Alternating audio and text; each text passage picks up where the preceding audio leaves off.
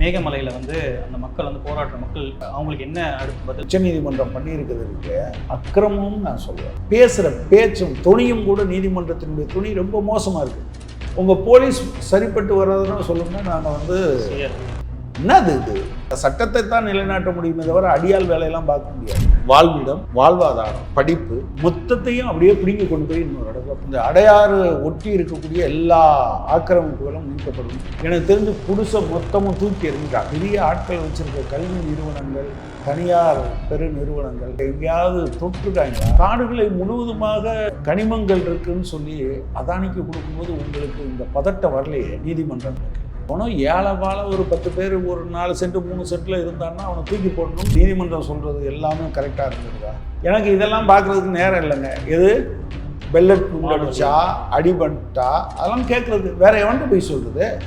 நேரடியாக மோதி தீர்க்க முடியுமா? நீதிமன்றம் சகட்டு மேனிக்கு இப்படி பேசக்கூடாது. இந்த ஆக்டையும் டிஃபெண்ட் பண்ணி தமிழ்நாடு அரசாங்கம் உச்சநீதிமன்றத்தில் போகணும். மேஜர் வந்து அவர்கள் கூட படிக்கும் மாணவர்களாலே வந்து 20 மாணவர்களால் வந்து அடித்து கொல்லப்பட்டிருக்காரு. போலீஸ்ல வந்து பங்கு இருக்குது அப்படின்ற மாதிரி சொல்லியிருக்காங்க. தடுக்கிறதுனா அதை கொலை பண்ணுற அடிச்சே கொள்கிற அளவுக்கு அது வெளியே தெரிஞ்சிருக்கு. சம்மந்தப்பட்ட இந்த குற்றவாளிகளுக்கும் அது போயிருக்கு. முதல் முறையாக இப்போ தாவைக்கா வந்த பிறகு கேம்பஸுக்குள்ளே நின்றுட்டு இருந்தவங்களை கழுத்தை பிடிச்சி இழுத்துட்டு வந்ததெல்லாம் இருக்குல்ல, சம்திங் சீரியஸ்.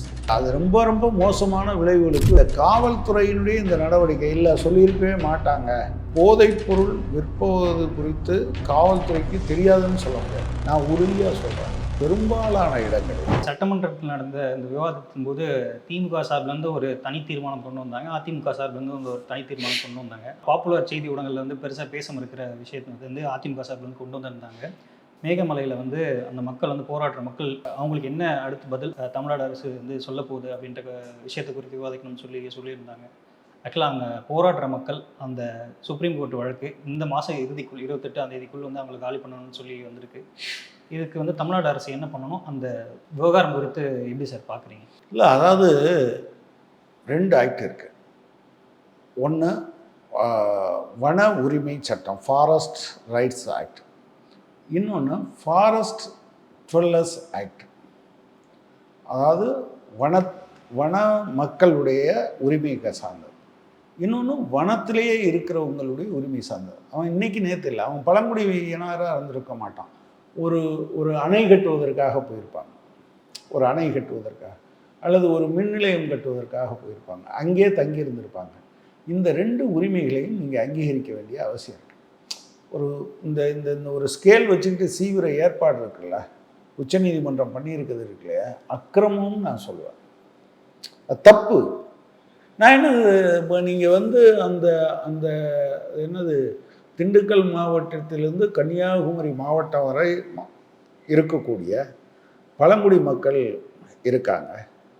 அதை தாண்டி பழங்குடி மக்களை நீ அல்லது இதை ஒட்டியான வேலைகளுக்காக போனாங்க. இவங்களெல்லாம் வெளியே போகணுன்னா என்ன பண்ண முடியும்? 28ஆம் தேதிக்குள்ளேயா? இந்த மாதம் 28ஆம் தேதிக்குள்ளே எல்லாத்தையும் வெளியேற்று. எதை பற்றியும் கவலைப்படாதா நீதிமன்றம்? எதை பற்றியும் கவலைப்படாதா? நீர்நிலைகளுக்கு ஒட்டி இருக்காத இங்கே இருக்கிறவனுக்கெல்லாம் வேறு வேலையே இல்லையா நீர்நிலைகளை ஒட்டி இருப்பதற்கு? இந்தியா சுதந்திரம் அடைஞ்சு 75 வருஷம் ஆன பிறகு வாழ்கிறதுக்கு வழி இல்லாமல் இருக்கான். இவனுக்கு ஒரு பட்டா கொடுன்னு சொல்கிறதுக்கு யோக்கியதை இருக்கா? சரி, நீதிமன்றங்கள் நான் என்ன பார்க்குறேன் அப்படின்னு சொன்னால் ரொம்ப ரொம்ப கேஷுவலாக அதை டீல் பண்ணுறாங்க. ஒரு குடிசையில் இருக்கிறத அப்படியே அள்ளி போட்டிங்கன்னு வச்சுக்கோங்க. நீங்கள் சென்னைக்காரரா? செஞ்சு இங்கே வந்த பிறகு தெரிஞ்சிருக்கும் உங்களுக்கு. நீங்கள் இங்கே இருக்கக்கூடிய நம்ம கூவம் அல்லது அடையாறு இங்கே இருக்கிறத அள்ளி கொண்டு போய் போடுறாங்க பார்த்தீங்களா? மாற்று இடம் கொடுத்து விட்டோம்னு மட்டும் சொல்லுவாங்க. ஆனால் அந்த பிள்ளை ஸ்கூலுக்கு போயிட்டுருக்கோம், பாதியில் நிற்கும். அந்த அம்மா வந்து ஒரு 4 வீட்டு வேலை செஞ்சு அவங்க பிழைப்பாங்க. அவர் இங்கே பக்கத்தில் ஏதாவது ஒரு வேலை செஞ்சுருப்பார். வாழ்விடம், வாழ்வாதாரம், படிப்பு மொத்தத்தையும் அப்படியே பிடிங்கி கொண்டு போய் இன்னொரு இடத்துல போட்டு வந்துடுறீங்க. எவ்வளோ பெரிய துயரம். ஆனால் நான் சொல்ல விரும்புகிறேன் உங்களுக்கு, நீங்கள் எடுத்து பாருங்கள். 2015 வெள்ளம் வந்தபோது இந்த அடையாறு ஒட்டி இருக்கக்கூடிய எல்லா ஆக்கிரமிப்புகளும் நீக்கப்படும்னு சொன்னாங்க. எனக்கு தெரிஞ்சு குடிசை மொத்தமும் தூக்கி எறிஞ்சிட்டாங்க. பெரிய ஆட்கள் வச்சுருக்க கல்வி நிறுவனங்கள், தனியார் பெரு நிறுவனங்கள் அவங்களுடைய கட்டடத்தை எங்கேயாவது தொற்றுருக்காங்களா? தொடவே மாட்டாங்க. ஏன்னா நீதிமன்றம் சகட்டு மேனிக்கு இப்படி பேசக்கூடாது. மலையை காப்பாற்றுறதுல எல்லாத்துக்கும் பங்கு இருக்குது. மலை காப்பாற்றப்பட வேண்டும், வனங்கள் காப்பாற்றப்பட வேண்டும் என்பதில் நீங்கள் என்னைக்காவது ஒரு நாளைக்கு நீதிமன்றம் வர வேண்டியது, அதை வரும்போது ஒட்டுமொத்தமாக நீக்குங்கன்னு சொன்னால் ரொம்ப கஷ்டம். நீங்கள் உங்களுக்கு தெரியுமா, அதை என்ன சொல்கிறது, நாங்கள் கன்னியாகுமரி அந்த மாவட்டத்துக்கு எங்கள் கட்சியிலேருந்து போகிறோம். ஒரு 7200 பேர் தான் காணி பகுதியினர் இருக்காங்க. சாப்பாடே கிடையாதுங்க. சாப்பாடுனா என்ன சொல்கிறது, அந்த ஐஎஃப்எஸ் ஆஃபீஸர் அங்கே இருக்க டிஸ்ட்ரிக்ட் ஃபாரஸ்ட் ஆஃபீஸர் சொன்னார், ஹிடன் ஹங்கர்னால் அவங்க பாதிக்கப்பட்டிருக்காங்க. ஹிடன் ஹங்கர்னால் என்னன்னு கேட்டேன். அந்த வார்த்தையை முதல் முறையாக நான் கேட்குறேன். வயிறு நிறைஞ்சிரும், ஆனால் அதாவது என்ன சொன்னாருன்னா, கார்போஹைட்ரேட் தவிர அவங்க மூதாதையர்கள் முழுவதும் வேட்டையாடி சாப்பிட்டுட்டு இருந்தாங்க. இப்போ வேட்டையாடவே கூடாதுன்னு சொல்லிட்டாங்க. எனவே அவனுக்கு அரிசியும் கிழங்கும் மட்டும்தான் கிடைக்குது. அவர் ஒன்று சொன்னார், எனக்கு ரொம்ப எமோஷனல் ஆயிடுச்சு. ஆக்சுவலாக ஒரு 15 வயசு குழந்தையை பார்த்தீங்கன்னா, ஒரு பெண் குழந்தை என்பதற்கான எந்த அடையாளமும் அந்த because of lack of protein and இது கொழுப்பு சத்து இல்லை, புரதச்சத்தும் இல்லாததுனால. நான் கூட கேட்டேன், ஒரு வருஷத்துக்கு 7200 பேர் தானே சொல்கிறீங்க, ஒரு வருஷத்துக்கு எங்கேயாவது சிஎஸ்ஆர் ஃபண்டு அல்லது என் ஃப்ரெண்டுக்கிட்ட கேட்குறேன், நீங்கள் பருப்பும் நெய்யும் கொடுத்துடலாம். இல்லைப்பா, அவங்கள பழக்கணும். நீங்கள் கொண்டு போய் கொடுத்தாங்கன்னா உடனே சாப்பிட மாட்டாங்க, உடம்புக்கு நல்லதுன்னா சாப்பிட மாட்டாங்க அப்படின்னு சொன்னாங்க. இந்த மாதிரியான ஆட்களை உட்பட அவங்கக்கிட்ட எதுவும் இல்லைன்னா நீங்கள் வெளியே போங்கன்னு சொல்கிறது. அப்புறம் இதுக்காக வந்தவங்க ஏற்கனவே போய் வேறு வழி இல்லாமல் அல்லது ரொம்ப நாளைக்கு முன்னால் போயிருக்கான், 73 வருஷம்னு சொன்னாங்க. எது அது மேகமலை வருஷநாடு மேகமலை இங்கே வந்திருந்தாங்க. நாங்கள் முதலமைச்சரை பார்த்தோம். முதலமைச்சர் ஆக்சுவலாக இதுக்கு நாங்கள் அப்பீல் போவோன்னார். நான் இடையில வேறு ஒரு விஷயத்துக்காக அவர்கிட்ட நம்ம சட்டத்துறை அமைச்சர் சிடிஆர் நிர்மல்குமார் அவர்களோட பேசினேன். அப்போ அவர் என்ன சொன்னார்னா, நான் தான் அது என்ன தேனி மாவட்டத்துக்கும் நான் தான் பொறுப்பு அமைச்சர் நான். எனவே தேனி மாவட்டத்தில் பிரச்சனைங்கிறதுனால நான் அங்கேயே சொல்லியிருக்கேன், நாங்கள் அப்பீல் போவோம் அப்படின்னு சொல்லியிருக்காங்க. ஸோ இந்த 2 ஆக்டையும் டிஃபெண்ட் பண்ணி தமிழ்நாடு அரசாங்கம் உச்சநீதிமன்றத்தில் போகணும், சொல்லணும், டைம் வாங்கணும். இந்த இடைப்பட்ட காலத்தில் அதை பார்க்கணும். நான் காடுகளை ஆக்கிரமிக்கக்கூடாது என்பதில் எனக்கு உடன்பாடு. ஆனால் நான் என்ன சொல்கிறேன், காடுகளை முழுவதுமாக கனிமங்கள் இருக்குதுன்னு சொல்லி அதானிக்கு கொடுக்கும்போது உங்களுக்கு இந்த பதட்டம் வரலையே நீதிமன்றங்களுக்கு. எவனோ ஏழை வாழ ஒரு 10 பேர் ஒரு 4 சென்ட் 3 சென்ட்டில் இருந்தான்னா அவனை தூக்கி போடணும்னு சொல்கிறீங்க இல்லையா? அஃப்கோர்ஸ் நல்லது, ஆரவள்ளி மலைத்தொடரை இப்படி டிஸ்டர்ப் பண்ணிடாதீங்கன்னு கோர்ட்டு வந்தது. ஆனால் எத்தனை மலைகளை குறைஞ்சிட்ருக்காங்க. நீங்கள் வெறும் கல் வெட்டுறது மட்டும் கிடையாது, அதாவது இந்த ஸ்டோன் குவாரிஸ் மட்டும் இல்லை, தாது பொருட்களுக்காக வெட்டுறாங்கல்ல. இங்கே ஜார்க்கண்டில் நடந்துகிட்டு இருக்குது என்ன, எதுக்காக நீங்கள் ஒரு 50,000 டன் லித்தியம் இருக்குதுன்னு சொல்கிறாங்க. இதில் காஷ்மீரில் இந்த இந்த இந்த ஸ்பெஷல் ஆக்டு இதெல்லாம் காலி பண்ணதுக்கு பின்னால் வெறும் இஸ்லாமியர் மட்டும் இல்லை. நீங்கள் அப்படின்னா அங்கே வேறு யாரும் இடம் வாங்க முடியாது. அங்கே மட்டும்தான் வாங்க முடியாதா? ஹிமாச்சல பிரதேசத்துலேயும் வாங்க முடியாது. குஜராத்லேயே நீங்கள் எல்லாரும் ஆர்டிகல் 370 மட்டும் பேசுவாங்க. உண்மையில் என்னென்னா 371ல் ABCDEFGHI 9 பிரிவுகள் இருக்குது ஆர்டிகல் 371ல். அது எல்லாம் வெவ்வேறு மாநிலங்களுக்கு ஒரு சிறப்பு இதை கொடுக்குறது. மணிப்பூரும் அப்படி தான். மணிப்பூரில் இருக்கக்கூடிய மலைகளில் இருக்கக்கூடிய கனிம வளங்களை எடுப்பதற்காக இப்போ எல்லாரும் எஸ்டி லிஸ்ட்டில் சேர்த்துட்டா, ஸோ அதுக்கு எல்லாரும் எஸ்டியாக இருக்கிறதுனால அரசுக்கு வேண்டியதுக்கு கொஞ்சம் இடம் எடுக்கணும்னா அதில் விலக்களிக்க வேண்டும் என்று ஒரு சட்டத்தை இயற்றுவதற்கான ஒரு முயற்சி என்று சொல்கிறாங்க. இப்படி பல விஷயங்கள் இருக்குது. எனவே நீதிமன்றத்தில் இவங்க அப்பீல் பண்ணுறோன்னு சொல்லியிருக்காங்க. முதலமைச்சரே சொல்லியிருக்காரு.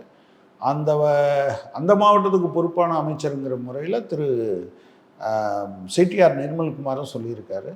கவர்மெண்ட்டு சரியாக தான் அதில் போகிறாங்கன்னு தான் நான் ஃபீல் பண்ணுறேன். ஓகே, ஏன்னா அந்த கால இடைவெளி இன்னும் ஒரு 15 நாள் 18 நாள் அப்படின்ற மாதிரி தான் இருக்குது. ஸோ அதுக்குள்ளே அவங்களுக்கு நல்ல தீர்வு கிடைச்சிருமா சார்? வேறு என்ன செய்ய முடியும்? என்னை தூக்கி போட்டுருவீங்களா நீங்கள்? இல்லை, நான் அதனால தான் சொல்கிறேன், நீதிமன்றங்கள் ரொம்ப நிதானமாக தீர்ப்பளிக்க வேண்டிய அவசியம் இருக்குது. எல்லா காலத்துலேயும் நீதிமன்றம், இப்போ நீங்கள் ஒரு நாள் சொன்னீங்க, இப்போ நீதிமன்றம் சொல்கிறது எல்லாமே கரெக்டாக இருந்துருதா? ஒரு நாள் தலைமை நீதிபதி, உச்சநீதிமன்ற தலைமை நீதிபதி என்ன சொன்னார்? எனக்கு இதெல்லாம் பார்க்குறதுக்கு நேரம் இல்லைங்க. எது பெல்லட் குண்டடிச்சா அடிபட்டா அதெல்லாம் கேட்குறது வேற எவன்ட்டு போய் சொல்கிறது? நேரடியாக மோதி தீர்க்க முடியுமா? நீதிமன்றம் இப்படி சொல்லலாமா? அப்போ நீதிபதியிலிருந்து சாதாரண மனிதர்களாக, ஏன் நான் சொன்னதை வச்சா ஒரு கட்சி ஆரம்பித்தா அடிபடுறா அப்படின்னு சொல்கிறதுக்கு அர்த்தம் அது. அப்புறம் பெல்லட் குண்டெல்லாம் சில நேரத்தில் யூஸ் பண்ணலாம். தன் சொந்த நாட்டு மக்களுக்கு எதிராக பெல்லட் குண்டை யூஸ் பண்ணலாம்னு சொல்கிற ஒரு நீதிமன்றத்தை எப்படி நம்ம பார்க்குறது? நீங்கள் டிஸ்பஸ் பண்ணுறதுங்கிறது ஓகே, ஒரு நீதிமன்றமே இப்படி சொல்ல முடியுமா? பெல்லட் குண்டை யூஸ் பண்ணிக்கணும்னு நீங்கள் லைசன்ஸ் கொடுத்தீங்கன்னா அடுத்து என்ன நடக்கும்? எனவே இது எல்லாத்தையும் இத்தனை நாளைக்குள்ள முடிக்கணும். பேசுகிற பேச்சும் துணியும் கூட நீதிமன்றத்தினுடைய துணி ரொம்ப மோசமாக இருக்குது. உங்கள் போலீஸ் சரிப்பட்டு வர்றதுன்னா சொல்லுங்கள், நாங்கள் என்னது இது அடியால் வேலை பார்க்க முடியாதுல்ல. சட்டத்தை தான் நிலைநாட்ட முடியுமே தவிர அடியால் வேலையெல்லாம் பார்க்க முடியாது. நீங்கள் ஒரு மாநிலத்தில் ஒன்றிய அரசாங்கம் சட்டம் ஒழுங்குல தலையிடுதுன்னா நம்ம கேள்வி கேட்குறோங்க. இது என்ன சொல்லுது நீதிமன்றம்? நீங்கள் ஜிஆர் சாமிநாதன் இங்கே அது என்னது திருப்பரங்குன்றத்துக்கு அதுக்கு இதுக்கு என்ன வித்தியாசம் இருக்குது? உச்சநீதிமன்றத்தினுடைய இந்த லாங்குவேஜே ரொம்ப மோசமாக இருக்குது, சரியில்லை.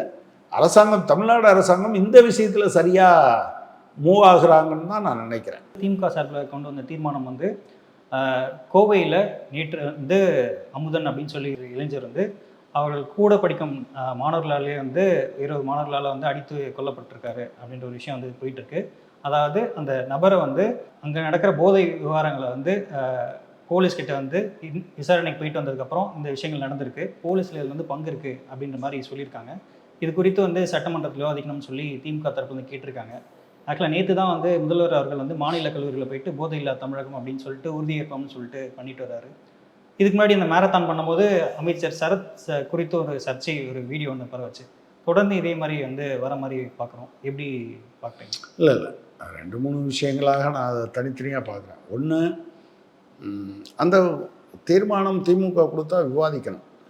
ப்ராப்ளம் என்னன்னா, தாவேகா தலைவர் தற்போதைய முதலமைச்சர் அவர் பேசுகிற இடத்துலலாம் நான் அடுத்த நிமிஷத்தில் இதெல்லாம் சரி பண்ணிடுறேன்.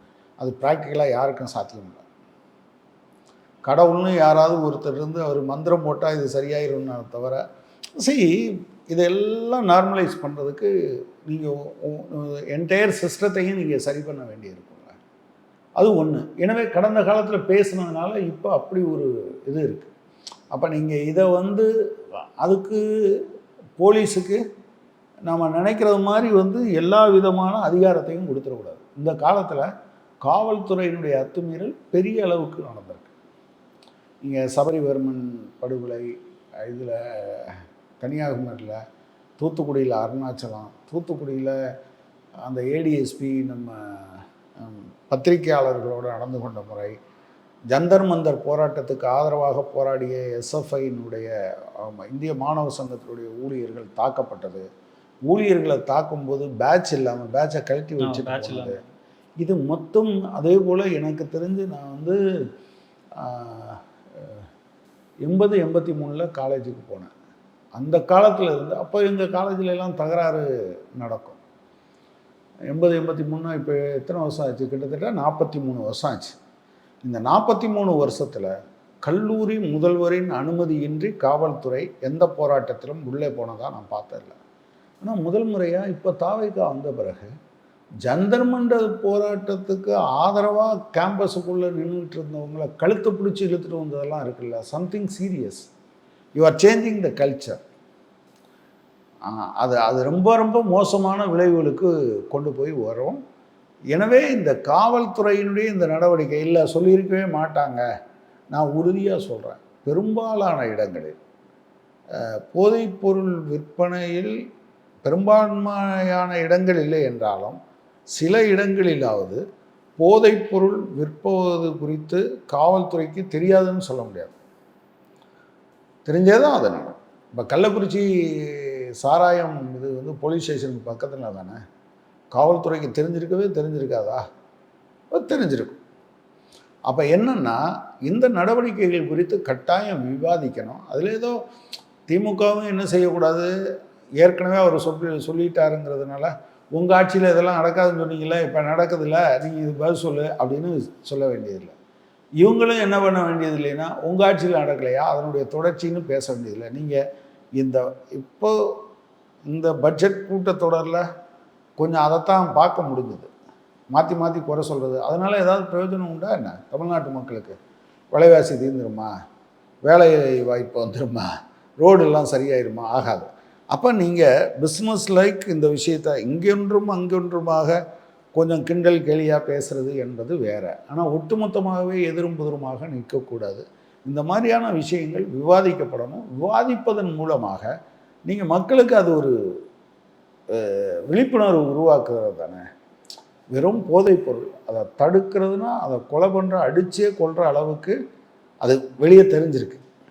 தெரிஞ்சது சம்மந்தப்பட்ட இந்த குற்றவாளிகளுக்கும் அது போயிருக்கு. இப்போ இது எத்தனை பேருடைய வாழ்க்கை? 3 பேருடைய லைஃப்பும் போயிடுச்சு. எத்தனை லைஃப்? ஒரு இதில் 4 லைஃப் அல்லது 3 லைஃப் அல்லது குறைஞ்சபட்சம் 2 பேருடைய வாழ்க்கை இல்லை. அப்போ கொஞ்சம் இந்த மாதிரியான விஷயம்லாம் இதில் சட்டமன்றத்தில் விவாதிக்கணும். அதில் குற்றம் சொல்வது வேண்டியது இருந்தால் குற்றம் சொல்கிறது என்பது வேறு. ஆனால் அதை தாண்டி எப்போதுமே இந்த விவாதங்கள் உண்மையை தேடுவையாக இருக்கணும். ஆளுங்கட்சியும் எதிர்க்கட்சியும் இந்த மாதிரியான விஷயங்களை பற்றி பேசும்போது உண்மையை தேடுவதாக இருந்தால் அது தமிழ்நாட்டுக்கு உகந்ததாக இருக்கும். மிக்க நன்றி. நன்றி.